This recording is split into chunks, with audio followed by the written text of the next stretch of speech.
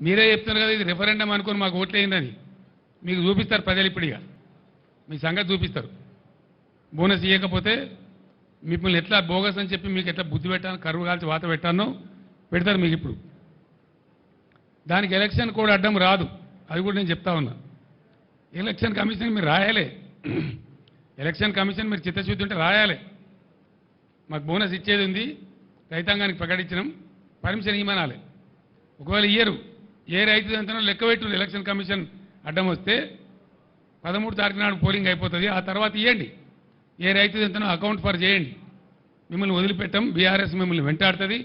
రైతులు ఉద్యమానికి సిద్ధంగా ఉన్నారు నేను దళిత సోదరులకు విజ్ఞప్తి చేస్తా ఉన్నా ఇటువంటి మొండి సర్కారుకు ముద్దునిద్రపోయే సర్కారుకు బడతలు పెట్టుకొని వాయించడమే కరెక్ట్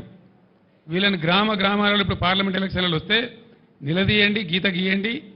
ఏది మా దళిత బంధు అని చెప్పి దళిత గొంతుకలు ఇవ్వాలని చెప్పి నేను మనవి చేస్తా ఉన్నా ఇది ఎట్లున్నదంటే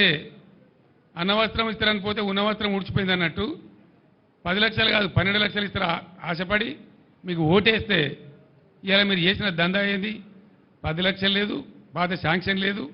కొత్తది ఊసే లేదు ఉలికే లేదు పలికే లేదు అదొక మోసం